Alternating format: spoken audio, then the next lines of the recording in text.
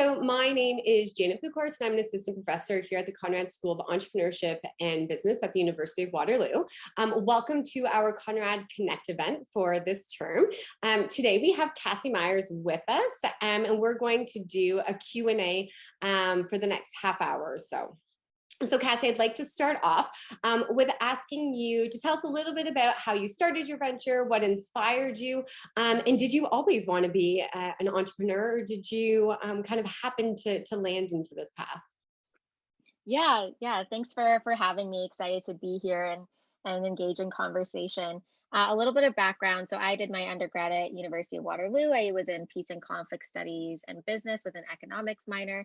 And I wasn't always interested in entrepreneurship. I didn't really know exactly what it was before I came to university. It wasn't until my third year that I was introduced to Greenhouse and the Peace Incubator up at Conrad Grable, and really understood that social entrepreneurship and entrepreneurship in general was something that was within my reach, or something that was a possibility. And it was with that I got involved with Velocity and started testing out some ideas that were important to me. Um, so right now, I am growing my venture, Lunaria Solutions. We combine intuitive training and analytics for people leaders to implement and grow a diversity, equity, and inclusion initiative. So everything from online education units on DEI topics and surveys to track your progress.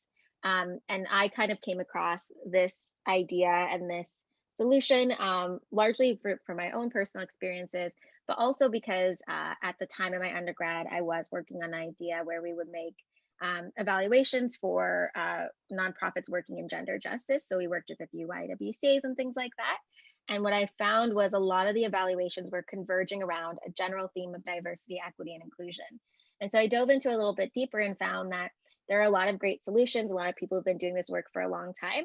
And there was opportunity to apply the evaluations that we were doing to help people have a more data-driven and employee-centered approach to DEI, and even better support people who are already doing this work. Awesome. And so you had mentioned that you started this venture when you were in your undergrad. So we have a lot of students at the University of Waterloo, as you know, who are student entrepreneurs who are managing, in many cases, their full-time studies while building their venture at the same time. Can you tell us a little bit about how you managed that process, and what were some of the most productive and useful strategies that you took to be able to attend to both of your school commitments, but also the commitments to your venture as well? Yeah, and I think that's a tricky question. I think a lot of it had to do with like my personality and how I like to work, and I know everyone is different. But what worked for me was I'm a very big believer in the 80-20 rule, so that was one of the biggest pieces. So I think a lot of times it is attractive to do things perfectly, and I was never in any way like the best student from before or after, never at any time. And so I was very comfortable with doing things for the best I could in that moment, and still getting the benefit of that lesson or getting the benefit of that class, but perhaps not being the best, or doing my 100%. And so I had to, of course, not let go of my studies because those were really important to me, but be very honest with myself of what I could do and what kind of output I was hoping to accomplish. And the other piece was is I do, and something I do to this day, is I really do divide my time um, um, quite strictly. So I'll have certain hours that are only for work, only for learning. And that's something that we even implement with our team as well, is having days where they can just do learning. And I think that those boundaries really um, help you apply your time to places that or spaces in your life that might not be the most attractive, which in undergrad might have been my studies. Yeah. So thinking a little bit more about some of the challenges that you've encountered along the way, what are, the top three, let's say, challenges that you've encountered, and how did you overcome some of those challenges? Yeah, I think the first challenge I think would be like falling in love with a problem and defining what your problem is. I think a lot of entrepreneurs are addressing really big issues, and they're really dynamic, and there's a lot of different pieces and components. And I think one thing that I had to do, and I think a lot of entrepreneurs have to do, is decide what role they're going to play in that problem, because it can't be every single one. And it takes a lot of tapering and realization and self reflection to evaluate what truly your problem is that you're solving, and what piece of that you're going to solve and why it's the first part. And so that I think was one of the biggest challenges, is getting a good hold on the problem that we're solving and in what ways we are part of the solution. And then I think the second piece would be kind of finding supports and growing the team itself. And of course, there are like financial concerns and reparations that have to be made. And I think Waterloo is interesting because there are a lot of opportunities for that, and recognizing that it's not everything that someone might need, but it's a good help. And I think for me, a lot of my learning and a lot of my time has been spent on figuring out how to attract the best talent, and make sure that it's a place where everyone can, or I create a space where a lot of people can thrive. And I think that has been a big growth opportunity for me to figure out how to be a better leader of a team, and attract people who can who are dedicated to what we do and have the skill set to match that. And then I think the last piece would be growing my network. So, especially when you're a student entrepreneur and you have co-ops, which is really amazing, but a lot of people are starting from nothing, and so building credibility, building community, and figuring out how to be a valuable part of your community, and also take some of that value back. And so I think that I learned a lot about how to establish like authentic relationships in my network, and how to provide value to that network so that I am a contributing member of the community. And so I'm going to dive a little bit deeper into Mhm. the second point that you had mentioned. So about attracting and building a really great team. So can you tell us a little bit more about the process that you went through to start from, getting your first employee on board and really starting to build your team, and how you really found really great candidates that were really a good fit for your team and were motivated to work with you on the vision? Yeah, and I think now that we are able to like hire people full time, our process is very different, and we take more of like an equitable approach where we try to be present in areas where we know a lot of different kinds of talent might be. Whereas I think when I'm just starting out, and you are of course have a lot of different constraints, and not everyone's going to be a paid member, someone's going to be a founder and play different roles that way. I really had to seek out people as an individual, as opposed to casting a wide net and making sure there are practices in place to make sure everyone has the same opportunity. And so for me, it was really just a lot of like shots in the dark. I would go to a lot of school events, especially ones where they were talking about entrepreneurship, to see if there are people who had similar interests to me.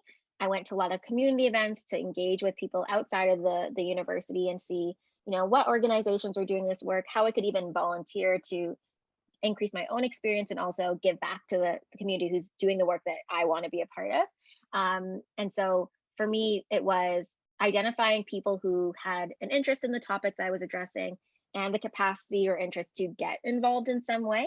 And then being very clear of creating those opportunities for people to say, I'm hearing that you are really interested in technology. I'm building this platform. Do you want to talk about it? And I think sometimes when you have those conversations, it can feel a little awkward, but being transparent and upfront really saved everybody time, and helped me kind of parse out who I imagine might want to be involved long term. And so, building on this kind of thread here of building your team, really growing your venture, that kind of acceleration, what do you think has been one of the most pivotal factors that have allowed you to really see your business really grow and accelerate over time? Okay. So I think two of the biggest factors was probably in the supports that I received. So going in AC Jumpstart, Greenhouse, and Conrad, and being able to get mentorship to understand how to strategically put my lots of ideas into practice. And then I think the first few customers that we received were really vital in having all the work that was done in the background come to some sort of fruition. And for us, getting our first customers meant building like the most basic thing that we possibly could, which I think is something that can be really hard for founders. It's not going to look nice, it's not going to be perfect, there's going to be a lot of problems, but being able to attach a value to that and have someone give you that money is something that's really needed for validation, as a business itself, but also for you as a founder to say, okay, I think I can do this like 100 more times. Yeah. So in your experiences thus far, you've obviously received mentorship through your network that you have, but you've also been a mentor yourself. And in particular, you have mentored females who are pursuing the entrepreneurial path. Can you tell us a little bit about that experience? And so what are some of the common challenges that you've seen that some of these young female entrepreneurs that they're experiencing? And what kind of advice do you have for those folks? Yeah, that's a good question. I've mentored a few people like ad hoc, and then I work with I volunteer with Technovations, and they partner people, professionals and students with young women who want to pursue STEM, and they build an app around a social problem. And I've done that 2 or 3 times, I think now.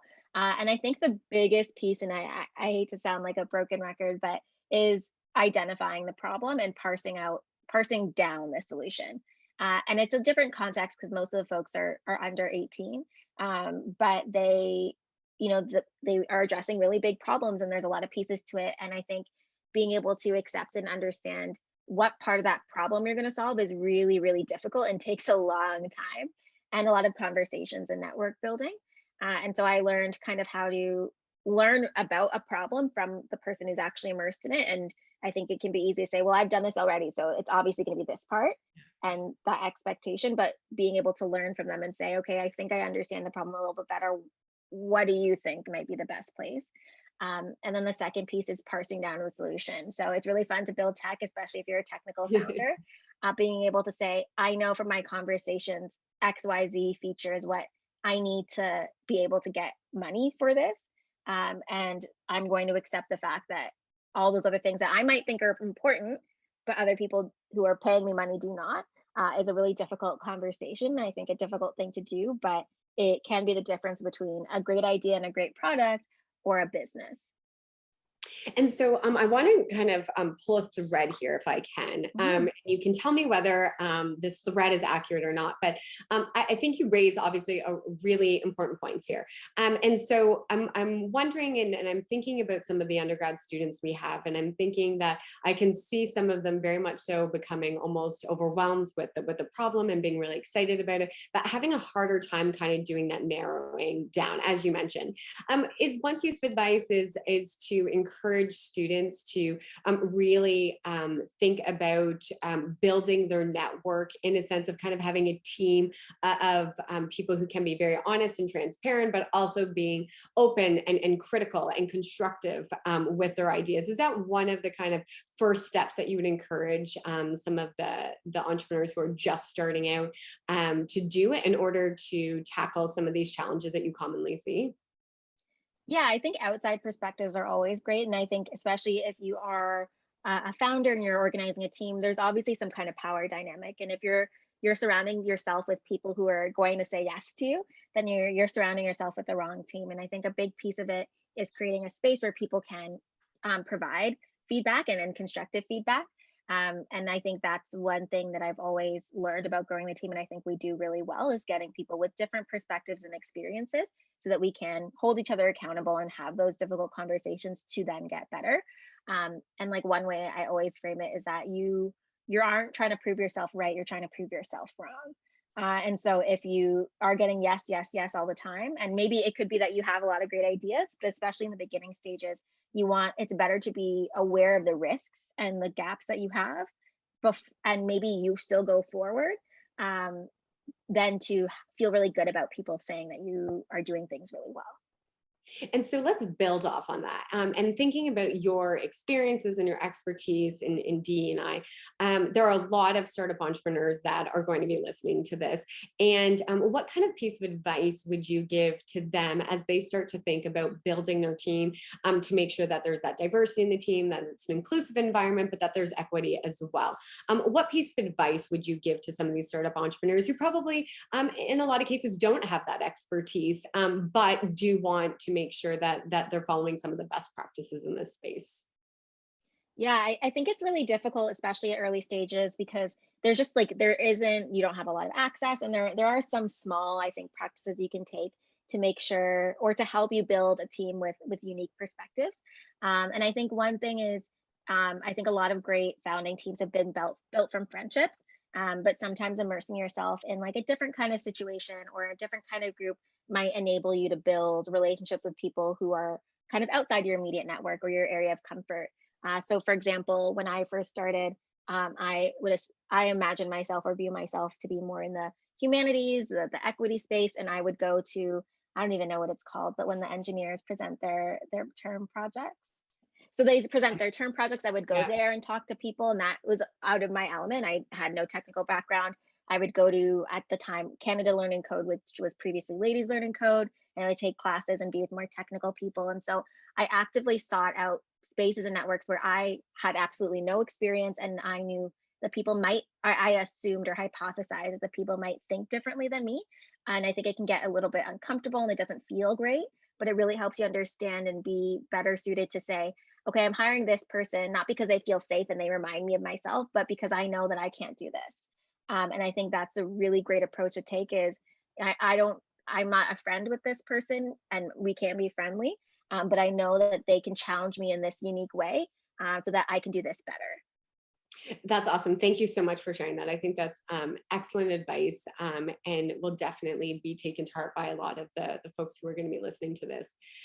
So reflecting upon all of the experiences, you've been an entrepreneur for a number of years now, and you've definitely had lots of successes, but there's also been this roller coaster of entrepreneurship. So thinking about this roller coaster that you've been on over the last number of years, what are some of the kind of biggest lessons learned that you've had as a result of this experience?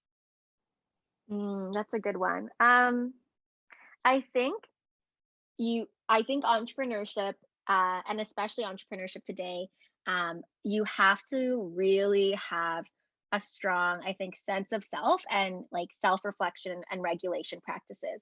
And I think, you're going to be in a lot of difficult conversations, a lot of times where times you're going to be talking to someone who doesn't want the best for you, or someone who, is going, especially with the pandemic, going through something that you don't understand or see.